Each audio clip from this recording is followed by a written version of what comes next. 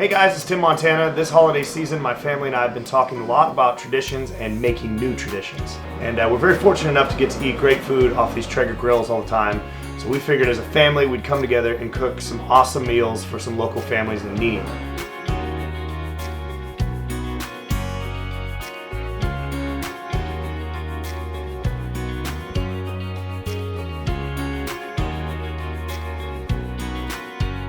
My wife and kids did some pies here on the Pro 34. My son and I did some turkeys on the Timberline, and we got to surprise a couple families in Nashville last night. So we decided we were going to make this a tradition every year from now on. We're going to come together as a family and cook some amazing food, some amazing meals for some families in need in our area.